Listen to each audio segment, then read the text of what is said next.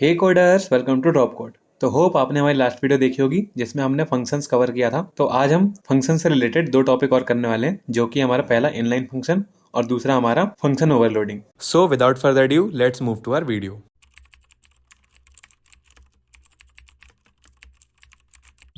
तो सबसे पहले तो हम क्या करेंगे, इसे समझ लेते हैं, फिर आएंगे वापस इसके डेफिनेशन पर।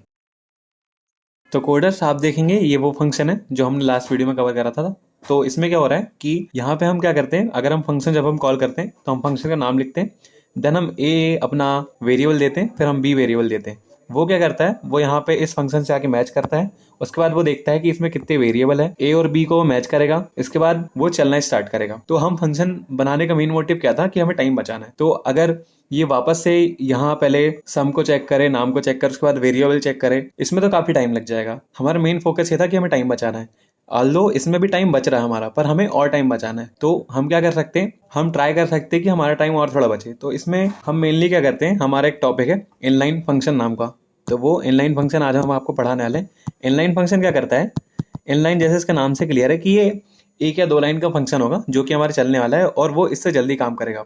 वो क्या करता है इनलाइन फंक्शन, वो यहाँ पे जाने की बजाय वो यहीं पे सारा काम खत्म कर देता है। कैसे करता है हम आपको बताते हैं, उसकी डेफिनेशन समझा के। तो चलिए चलते हैं इसकी डेफिनेशन पर। तो जैसे हम इसकी डेफिनेशन पढ़ते हैं, इसमें क्या लिखा है, inline function is a function, मतलब ये एक टाइप का फंक्शन ही है that is expand in line, मतलब कि ये उसी लाइन पर खत्म हो जाएगा जब हम इसे कॉल करेंगे। व्हेन इट इज कॉल्ड, मतलब जब हम इसे कॉल करेंगे तभी उसी लाइन पर कॉल होगा और वहीं पे खत्म हो जाएगा। ये कुछ चेक नहीं करेगा ऊपर जाके। फिर क्या करेगा, when the inline function is called, मतलब जब भी इनलाइन फंक्शन कॉल होता है, whole code of the inline function get inserted और substituted at the point of inline function call. मतलब ये वही कह रहा है जो अभी हमने आपको बताया कि ये उसी लाइन पर सारा काम कर देता है। This substitution is performed by C plus plus compiler at the compile time, मतलब ये कंपाइल टाइम पे कंपाइलर द्वारा कर दिया जाता है। एक और चीज में ध्यान रखने की है कि inline is only request to compiler, मतलब हम कंपाइलर से सिर्फ रिक्वेस्ट कर देते हैं, ये कमांड नहीं है। मतलब ये हमारी मर्जी से नहीं, कंपाइलर की मर्जी से चलता है। The compiler can ignore the request for inlining, मतलब कि कंपाइलर जो है वो हमारी रिक्वेस्ट को डिक्लाइन भी कर सकता है। तो मेनली इसके कुछ कुछ रीजन होते हैं, वो रीजन हम आपको बताते हैं, वो रीजन क्या क्या होंगे। तो हम क्या करते हैं, सबसे पहले तो अपने रीजन यहाँ पे लिख लेते हैं, फिर उसको समझा देंगे। तो सबसे पहले रीजन तो ये है कि वो जो फंक्शन है हमारा, मान लीजिए अगर हम कोई फंक्शन बना रहे हैं डेमो नाम से, डेमो नाम से अगर हमने फंक्शन बनाया तो उसमें क्या करेंगे, उसमें वेरिएबल तो रह सकते हैं, ठीक है। उसमें वेरिएबल मान लें, हम लीजिए यहाँ पे ए वेरिएबल ले लिया, पर वो क्या रहेगा, वो कोड जो रहेगा मैक्सिमम, उसमें मैक्सिमम 1 से 2 लाइन रहेंगी। 1 से 2 लाइन रहेगा तो हमारे चांसेस कम है कि वो जो हमारा इनलाइन फंक्शन है वो एग्जीक्यूट हो जाए, ठीक है। और दूसरी चीज क्या होगी, उसमें कोई भी किसी भी टाइप का लूप नहीं होना चाहिए। अगर लूप होगा तो कंपाइलर हमारी रिक्वेस्ट को डिक्लाइन कर देगा। दूसरा रीजन क्या है, अगर उस फंक्शन में लूप वगैरह कुछ रहा तो हमारी वो रिक्वेस्ट को डिक्लाइन कर देगा। फंक्शन में रिकर्जन यूज नहीं होना चाहिए। रिकर्जन बात का टॉपिक है जो अभी आपको पढ़ाया नहीं गया है, पर आपको आगे पता रहे इसलिए हम बता देते हैं कि उसमें रिकर्जन यूज नहीं होने वाला है। अगर रिकर्जन यूज होगा तो हमारा कोड वहीं पे डिक्लाइन कर दिया जाएगा। और एक और चीज है इसमें, क्या होती है इसमें, जैसे इफ एल्स कंडीशन, ये स्विच स्टेटमेंट, ये सब चीजें यूज नहीं होगी। तो मेनली तो यही है यहाँ पर कि हमें मैक्सिमम 1 to 2 लाइन का कोड लिखना है जिसमें लूप वगैरह और रिकर्जन यूज नहीं होने वाले। तो हमारा ये रिक्वेस्ट एक्सेप्ट करता है कंपाइलर मोस्टली, पर हम ऐसे नहीं कह सकते वो हर टाइम हमारी रिक्वेस्ट एक्सेप्ट करेगा। तो ये इन सिचुएशन का ध्यान रखते हुए आप कोड बनाएंगे तो आपका शायद इनलाइन फंक्शन चल सकता है। तो अब हम क्या करेंगे कि इसका एक बार सिंटैक्स देख लेते हैं, इनलाइन फंक्शन का सिंटैक्स क्या होता है। इनलाइन फंक्शन का मेनली सिंटैक्स कहाँ से चालू होता है, सबसे पहले तो हम क्या करेंगे, इनलाइन फंक्शन हमारा मेन फंक्शन जैसे ही होता है। मेन मतलब जो हम पहले बना चुके हैं अपने प्रीवियस वीडियो में उस टाइप का। तो सबसे पहले हम एक इनलाइन फंक्शन बनाने के लिए इनलाइन कीवर्ड का यूज करते हैं। यहाँ पे लिखते हैं हम इनलाइन। इनलाइन में सारे स्मॉल वर्ड में रहते हैं इनलाइन। इसके बाद ये मेन वर्ड है जिससे हमारा इनलाइन चलने वाला है। इसके बाद क्या होता है कि हम यहाँ पे अपना रिटर्न टाइप लिखते हैं। रिटर्न टाइप हम इंट लिख सकते हैं एग्जाम्पल के लिए। इसके बाद हम क्या करेंगे, यहाँ पे अपना नेम देंगे। नेम में हम लिखे डेमो। इसके बाद हम यहाँ पे वेरिएबल भी दे सकते हैं जो कि हमारे आर्गुमेंट्स ऐसा ट्रीट होंगे। तो हमने यहाँ पे ए आर्गुमेंट ले लिया। इसके बाद हम क्या करेंगे, मान लीजिए अगर हमें कोई स्क्वायर बनाना है तो मैक्सिमम हमें 1 से 2 लाइन यूज करनी है, तो हम इस टाइप से भी लिख सकते हैं उसे। रिटर्न डायरेक्ट हमने इंट का फंक्शन बनाया तो हम इंटीजर रिटर्न करेंगे। यहाँ पर इंटीजर रिटर्न करें तो हमने क्या करा, यहाँ पे यहीं पर रिटर्न कर दी वैल्यू ए इंटू ए, मतलब कि हमें ए का स्क्वायर मिल जाएगा। तो ये हमारा मैक्सिमम एक लाइन का फंक्शन है। यहाँ पे कोई भी रिकर्जन यूज नहीं हुआ, यहाँ पे कोई भी लूप यूज नहीं हुआ, यहाँ पे कोई भी इफ एल्स कंडीशन यूज नहीं हुई। तो इसकी मैक्सिमम पॉसिबिलिटी है कि जो कंपाइलर है हमारी रिक्वेस्ट को एक्सेप्ट कर लेगा और ये हमारा कोड इनलाइन कोड कहलाएगा या फिर इनलाइन फंक्शन कहलाएगा। और बाकी इसके बाद जब हमें मेन फंक्शन में से कॉल करना है तो हम इसे नॉर्मली मेन फंक्शन में कॉल कर लेते हैं। मेन लिख के यहाँ पे हम डेमो नाम देंगे, और हमने जैसे यहाँ पे ए वेरिएबल दिया और हमने इसे एग्जीक्यूट किया तो यहाँ जाके चेक करेगा कि सिर्फ इनलाइन है कि नहीं, और सारा सारा कोड जो हमारा इसी लाइन पे आके सब्स्टिट्यूट हो जाएगा, और इसमें कोई भी चेकिंग नहीं होगी कि यहाँ पे वेरिएबल सेम है या फिर नेम सेम है। ये सब चेकिंग करने में ज़्यादा टाइम नहीं लगेगा और हमारा इनलाइन फंक्शन चल जाएगा। तो इनलाइन फंक्शन का मेनली यूज और टाइम को बचाने के लिए किया जा सकता है, बस बेशक उसमें एक या दो लाइन ही हो। तो होप आपको ये समझ आया होगा। आप डेफिनेशन नोट कर सकते हैं एज अ नोट के पॉइंट ऑफ व्यू से। तो अब हम चलते हैं अपने VS कोड पर और देखते हैं कि इनलाइन फंक्शन कैसे एग्जीक्यूट होता है। तो कोडर अब हम आ चुके हैं अपने VS कोड पर। अब हम चलाकर देखेंगे इनलाइन फंक्शन को। तो इनलाइन फंक्शन बनाने के लिए सबसे पहले हम क्या करेंगे, अपना कोड लिखेंगे। तो कोड लिखने में सबसे पहले हम अपनी यहाँ पे हेडर फाइल इंक्लूड करेंगे। जैसे हमने अपनी हेडर फाइल इंक्लूड करी, इसके बाद हम यूजिंग नेमस्पेस std लिखेंगे। इसके बाद हम क्या करेंगे, यहाँ पे हम मेन फंक्शन नहीं बनाएंगे क्योंकि हम फंक्शन का यूज़ कर रहे हैं। तो अब हम क्या करेंगे, अपना इनलाइन फंक्शन बनाएंगे। तो इनलाइन फंक्शन बना रहे हैं हम यहाँ पे। तो सबसे पहले हम यहाँ पे क्या करेंगे, अपना एक इनलाइन नाम का कीवर्ड यहाँ पे दे देंगे, जिससे हमारे कंपाइलर को पता चल जाए कि ये इनलाइन फंक्शन है। इनलाइन फंक्शन बनाने के बाद हम क्या करेंगे, अपना एक रिटर्न टाइप दे देंगे जो कि होगा हमारा इंट, और इंट के बाद हम क्या करेंगे, अपना नेम दे देंगे। नेम हम मान लीजिए देते हैं डेमो। डेमो नाम से हमने एक फंक्शन बनाया जिसमें हमने एक वेरिएबल दिया है ए नाम से। हमें मेनली यहाँ पे स्क्वायर निकालना है। स्क्वायर निकालने के लिए हम कोड बना रहे हैं। इसके बाद हम क्या करेंगे, यहाँ पे अगर हम देखें तो यहाँ पे हम डायरेक्ट रिटर्न टाइप लिख सकते हैं, रिटर्न ए इंटू ए। इससे क्या होगा, हमारा जो कोड है सिर्फ एक लाइन में खत्म हो गया। इनलाइन का मतलब ही ये है कि हमें अपने कोड को एक या दो लाइन मैक्सिमम में खत्म करना है। उसी कंडीशन हमें अभी डिस्कस करी थी। तो उस कंडीशन में अगर अकॉर्डिंग आप चलोगे तो आपका इनलाइन फंक्शन क्रिएट हो जाएगा। अब हम यहाँ क्या करेंगे, मेन फंक्शन बना लेंगे। अब मेन फंक्शन बनाने के बाद हम क्या करेंगे, यहाँ पे अपना जो इनलाइन फंक्शन है उसको हम यहाँ पे कॉल कर देंगे। तो अगर आप देखेंगे हमने यहाँ पे एक वेरिएबल दिया था, तो यहाँ पे हमने अपना ए नाम का वेरिएबल दे दिया है। और उसके बाद हम क्या करेंगे, यहाँ पे हमने इस बार रिटर्न करके वैल्यू ली थी, तो हम यहाँ पे सी आउट हमें लगाना पड़ेगा। तो अगर हम यहाँ देखें सी आउट एंड देन ये हमारा खत्म होता है। और ए की वैल्यू हम यहाँ इसलिए एरर दिखा रही है क्योंकि हमने यहाँ पे ए की वैल्यू देनी पड़ेगी। हमें यहाँ पे मान लीजिए हमें 3 दी है यहाँ पे, और अब हम इस कोड को रन करा कर देखते हैं। तो अगर आप देखेंगे हमें 3 का स्क्वायर मिल चुका है। हम यहाँ पे क्यूब भी ले सकते थे, तो कैसे कि हम यहाँ पे एक और इंटू ए का करा देते हैं तो हमें ए का क्यूब भी मिल जाता। देखिए आउटपुट पे हमें 27 मिल चुका है जो कि हमारा 3 का क्यूब है। तो अगर आप देखेंगे ये हमारा इनलाइन फंक्शन था। इनलाइन फंक्शन हमारा छोटा ही होता है क्योंकि इसका नाम ही है इनलाइन, कि ये एक या दो लाइन में ही खत्म होने वाला है। तो चलिए अब चलते हैं हमारे पैनल कॉपी पर और समझते हैं कि फंक्शन ओवरलोडिंग होती क्या है। तो होप आपको इनलाइन फंक्शन समझ आया होगा। तो आज का हमारा दूसरा टॉपिक जो अब हम चालू करने वाले हैं वो है हमारा फंक्शन ओवरलोडिंग का। तो फंक्शन ओवरलोडिंग जैसे इसका नाम से क्लियर है, कुछ ना कुछ ओवरलोड यहाँ पे हो रहा है। तो अब हम क्या करेंगे, पहले इसको समझ लेते हैं, देन हम आएंगे इसके डेफिनेशन पर। तो फंक्शन ओवरलोडिंग को समझने के लिए पहले बात तो आपको एक टॉपिक समझना पड़ेगा जो कि होता है हमारा पॉलीमॉर्फिज्म। पॉलीमॉर्फिज्म हमारा मेनली आगे चल के एक टॉपिक आने वाला है, पर इसमें एक फंक्शन ओवरलोडिंग नाम का भी टॉपिक होता है पॉलीमॉर्फिज्म के अंदर। तो फंक्शन ओवरलोडिंग हमारा फंक्शन से रिलेटेड होता है, तो हम इसे फंक्शन ओवरलोडिंग को अभी समझा देते हैं जिससे आपको आगे चल के आसानी होगी। तो सबसे पहले हम यहाँ फंक्शन ओवरलोडिंग किस चीज़ का पार्ट है वो हम देख लेते हैं। तो सबसे पहले तो पॉलीमॉर्फिज्म नाम की एक चीज़ होती है जो आगे आपको ऊप्स के कॉन्सेप्ट में समझ आने वाली है। तो सबसे पहले हम इसे लिख लेते हैं। पॉलीमॉर्फिज्म मेनली 2 टाइप का होता है, एक होता है कंपाइल टाइम और एक होता है रन टाइम। तो कंपाइल टाइम में हमारी आती 2 चीज़ें। कंपाइल टाइम में आती है हमारी एक फंक्शन ओवरलोडिंग, एक और चीज़ होती है हमारी जो होती है ऑपरेटर ओवरलोडिंग। और रन टाइम में हमारा एक पार्ट आता है जिसे हम कहते हैं वर्चुअल फंक्शन। तो मेनली ये होता है मेन पॉलीमॉर्फिज्म। पॉलीमॉर्फिज्म का एक टॉपिक है छोटा सा जो कि हमारा था फंक्शन ओवरलोडिंग। तो चलिए शुरू करते हैं फंक्शन ओवरलोडिंग होती है। तो फंक्शन ओवरलोडिंग में मेन क्या होता है कि हमें एक टाइप से एक्सेस मिल जाती है कि हम सेम नाम के मल्टीपल फंक्शन बना सकते हैं।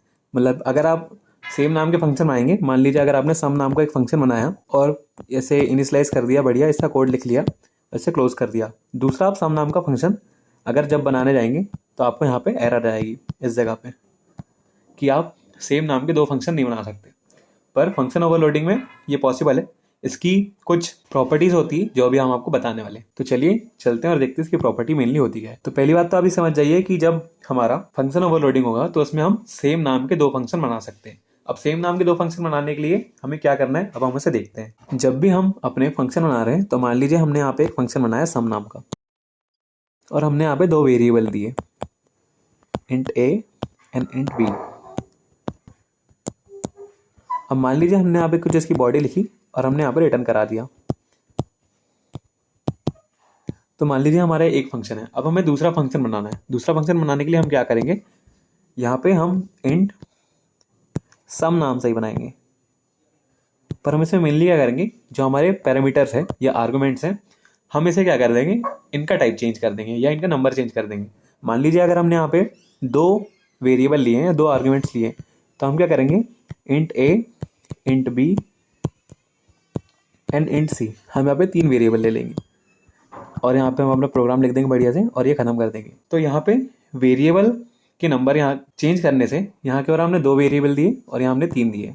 तो ये मेनली इसमें थोड़ा सा एक डिफरेंस है, पर हम इससे हम क्या कर सकते हैं, सेम नाम के 2 फंक्शन बना सकते हैं। हम एक और फंक्शन बना सकते हैं सेम नाम से, अगर हम इस पैरामीटर का टाइप चेंज कर दें। जैसे इंट का है तो हम इसे फ्लोट कर सकते हैं, डबल कर सकते हैं। तो इस टाइप से हम इसका टाइप चेंज कर दें या तो यहाँ पे इनका काउंट चेंज कर दें। तो इसका हम एक और फंक्शन बनाकर देख लेते हैं, जो कि होगा हमारा फ्लोट नाम से हम दे देते हैं। मान लीजिए हमने यहाँ पे लिखा इंट सम और यहाँ पे float a and float b, तो इस टाइप से हम सेम नाम के 3 फंक्शन का यूज कर सकते हैं। पर अगर हम सेम काउंट के और सेम रिटर्न टाइप के अगर हम यहाँ पे वेरिएबल दे रहे, तो हम क्या करेंगे, यहाँ से हम एरर मिल जाएगी हमें और हम यहाँ से बाहर हो जाएंगे, और जिससे हम सेम नाम के फंक्शन नहीं बना पाएंगे। तो सेम नाम के फंक्शन बनाने के लिए हमें मेनली ये ध्यान रखना पड़ेगा, या तो हम जो हमारे आर्गुमेंट्स हैं उनका काउंट चेंज कर दे, या 2 है तो 3 कर दे, या 2 है तो 1 कर दे, या 3 है तो 2 कर दे, या तो हम इसका data type return type change कर सकते हैं। तो हम क्या करेंगे, हमें एक्सेस मिल जाती है सेम नाम के मल्टीपल फंक्शन बनाने की। तो चलिए इसे एक बार डेफिनेशन के थ्रू भी समझ लेते हैं, जिससे आपको समझने में बहुत ईजी हो जाएगा। तो इसकी अगर डेफिनेशन देखें हम, तो यहाँ पे function overloading is a feature of oops. Oops मतलब ऑब्जेक्ट ओरिएंटेड प्रोग्रामिंग। हम यहाँ पे लिख देते हैं ऑब्जेक्ट ओरिएंटेड प्रोग्रामिंग। तो ये इसका मेनली नाम है, जो कि आपको यहाँ पे मिल जाएगा। अभी ये हम इसे यहाँ पे हाईलाइट कर देते हैं, ऑब्जेक्ट ओरिएंटेड प्रोग्रामिंग। तो यहाँ पे अगर हम देखेंगे, वेयर 2 और more function can have the same name, मतलब हम 2 या 2 से ज्यादा सेम नेम के फंक्शन बना सकते हैं, बट डिफरेंट पैरामीटर, मतलब जो पैरामीटर होंगे वो चेंज करने के। तो when a function name is overloaded with different jobs, it is called function overloading. मतलब जब हम सेम नेम के मल्टीपल फंक्शन बनाते हैं तो हम उसको कहते हैं function overloading. In function overloading, function name should be the same and the argument should be different. मतलब जो हम आर्गुमेंट दे रहे हैं वो या तो उनका काउंट चेंज कर सकते हैं, हम 2 से 3 कर सकते हैं, या तो हम उसमें क्या करेंगे कि हम उनका टाइप या रिटर्न टाइप चेंज कर देंगे, जिससे हमें एक्सेस मिल जाएगी कि हम मल्टीपल सेम नेम के फंक्शन बना सकते हैं। तो चलिए इसे VS कोड में इसे भी चलाकर देख लेते हैं कि फंक्शन ओवरलोडिंग होती क्या है। चलिए चलते हैं अपने VS कोड पर। तो हे कोडर्स, हम आ चुके हैं अपने VS कोड पर और अब हम यहाँ पे फंक्शन ओवरलोडिंग का कॉन्सेप्ट जो अभी हमने समझा उसे अपने कोड में कन्वर्ट करते हैं। तो हम यहाँ पे लिख देते हैं फंक्शन ओवरलोडिंग। तो अब हम क्या करेंगे, फंक्शन ओवरलोडिंग में मेन मतलब ये था कि हमें मल्टीपल नाम के डिफरेंट फंक्शन बनाने हैं। अगर हम मल्टीपल नाम के डिफरेंट फंक्शन बनाते हैं तो हमें एरर मिलती है, पर हम कुछ टेक्निक्स है, कुछ प्रॉपर्टीज है इसकी, जिसका हम यूज करेंगे सेम नेम के मल्टीपल फंक्शन बनाने वाले। तो एज आप देखेंगे, हमने इनलाइन फंक्शन के कोड को यहाँ पे कमेंट आउट करा है, ना कि यहाँ पे हमने कुछ ऐसा किया है जिससे ये कोड हट जाए, ना इसे काटा है ना कुछ किया है। तो हमने आपको लास्ट वीडियो में बताया था, जब तक इस फंक्शन को कॉल नहीं किया जाता तब तक ये फंक्शन नहीं चलने वाला। तो जैसे हम इसे कमेंट आउट करेंगे तो ये फंक्शन हमारा पूरा यूजलेस हो चुका है और ये हमारा कोई भी एरर थ्रो नहीं करने वाला है। तो हम इसे एज इट इज रहने देते हैं और अब हम बनाते हैं अपना पहला फंक्शन सम नाम का। तो हमने जैसे यहाँ पे सम नाम का फंक्शन बनाया, हम क्या करेंगे, यहाँ पे 2 वेरिएबल दे देंगे। तो जैसे हमने 2 वेरिएबल दिए, अब हम क्या करेंगे, यहाँ पे हम डायरेक्ट इंट करा सकते हैं, या तो हम अपने एक ऐड नाम का वेरिएबल लेंगे जो हमें a+b आउटपुट देगा, और हम क्या करेंगे, यहाँ से रिटर्न करा लेंगे a+b की वैल्यू को। तो हमने अपने वेरिएबल को रिटर्न करा लिया, जिससे हमें a+b की वैल्यू मिल जाएगी। तो अब हम क्या करेंगे, यहाँ पे हम सेम नाम के 2 मल्टीपल फंक्शन बना के देखते हैं विद सेम आर्गुमेंट्स, हमें एरर मिलती है नहीं। तो हम इसे एज इट इज कॉपी कर देते हैं। तो अगर आप देखेंगे, हमने यहाँ पे सेम नाम के 2 फंक्शन बना लिए हैं और हम क्या करेंगे, यहाँ पे इसे कॉल कर देंगे। यहाँ पे हमें बस नाम चेंज करना है। जैसे हमने सम करा, अब हमें यहाँ पे जैसे 2 आर्गुमेंट ऊपर लिए थे, हम यहाँ पे 2 लेने पड़ेंगे। तो जैसे हमने 2 लिए एज इट इज, हम इसे 2 बार कॉल करने वाले, क्योंकि हमने 2 फंक्शन बनाए। तो एज आप देखेंगे, हमने अपना कोड लिख लिया है। तो अब हम इसे चलाकर देखते हैं हमें एरर मिलती है या नहीं। तो अगर आप देखेंगे, हमें यहाँ पे एरर मिली है रीडेफिनेशन ऑफ इस सम नाम के फंक्शन की। रीडेफिनेशन मतलब आपने सेम नेम के 2 फंक्शन बनाए जिससे आपको एरर मिली। अब हम क्या करेंगे, हम यहाँ पे कुछ चेंजेस करेंगे और देखेंगे हमारा फंक्शन ओवरलोडिंग जो अभी हमने कॉन्सेप्ट समझा वो एक्चुअल में वर्क करता है या नहीं। तो यहाँ पे हम 2 से 3 वेरिएबल कर देते हैं। अभी हमने समझा था या तो आप काउंट बदल सकते हैं या तो आप इनका टाइप चेंज कर सकते हैं। मान लीजिए आपने पहला एग्जांपल लिया और यहाँ पे आपने काउंट बदल दिया है। जैसे यहाँ पे 2 आर्गुमेंट थे, हमने यहाँ पे 3 आर्गुमेंट्स ले लिए। तो अब हम इसे चलाकर देखते हैं, हमें यहाँ पे भी 3 आर्गुमेंट देने पड़ेंगे। तो सब हमने यहाँ पे 6 एक और ले चुके हैं और अब हम देखते हैं चल रहा है या नहीं। तो जैसे आप देखेंगे हमने फर्स्ट सम नाम का फंक्शन बनाया था जिसमें 2 वेरिएबल लिए थे, इसमें 3 लिए और अभी हमने लास्ट टाइम एरर दिखी थी क्योंकि हमने सेम नाम के और सेम आर्गुमेंट्स बना लिए थे। अब हमें डिफरेंट आर्गुमेंट यहाँ पे प्राप्त हुए हैं। तो अब हमें एज आउटपुट मिल रहा है 4 + 4 8, 4 + 6 10 + 5 = 15। तो हमें यहाँ पे 15 आउटपुट मिल गया है। तो अगर आप देखेंगे हमें फंक्शन ओवरलोडिंग का कॉन्सेप्ट जो अभी समझा था वो वर्क कर रहा है यहाँ पर।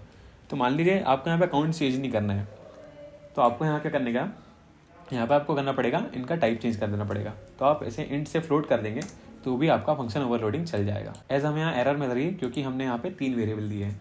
जैसे हमने 2 करे यहाँ पे, तो हमें यहाँ पे चलने वाला है और हमें यहाँ पे भी फ्लोट्स की वैल्यू देनी पड़ेगी 4.2, 5.7। तो एज यहाँ पे जैसे आपने लिखा आपके जो वेरिएबल थे वो हमने यहाँ पे चेंज कर दिए और अब हम यहाँ पे अपना कोड चलाकर देखने वाले हैं। तो अगर आप देखेंगे आपका कोड यहाँ पे चल तो गया है पर हमें क्या मिली, यहाँ पे फ्लोट में वैल्यू नहीं मिली क्योंकि हमने यहाँ पे इंटीजर टाइप का फंक्शन मांगा था। आप यहाँ जिस टाइप का फंक्शन मांगेंगे आपको वहाँ उस टाइप की वैल्यू मिल जाएगी। तो यहाँ पे 4 + 5.7 यहाँ पे हमारा होता है 9.7, पर एज ये हमारी फ्लोर वैल्यू ना लेके सीलिंग वैल्यू लेता है इसलिए हमें क्या मिल रहा है, 9 मिल रहा है। आप कभी भी कोड करेंगे तो आप देखेंगे जनरली आपको फ्लोर वैल्यू ही मिल रही होगी, सीलिंग वैल्यू नहीं मिल रही होगी। सीलिंग वैल्यू मतलब आप इस टाइप से समझ सकते हैं, सीलिंग वैल्यू मतलब जैसे हमें 4.5 मिल रहा है तो सीलिंग वैल्यू में हमें क्या मिलेगा, 4.5 का 9 हो जाएगा और उसकी 4 वैल्यू में 4.5 का 4 हो जाएगा। मतलब सीलिंग वैल्यू मतलब ऊपर की और फ्लोर वैल्यू मतलब नीचे की। तो होप आपको ये फंक्शन ओवरलोडिंग और इनलाइन फंक्शन का कॉन्सेप्ट समझ आया होगा। तो होप आपको inline function and function overloading समझ आई होगी। अगर आपको ये दोनों टॉपिक समझ आते हैं तो please like and subscribe our channel and press the bell icon for the latest video notification and stay tuned for our next video. Till then, keep learning and keep coding. Thanks for watching.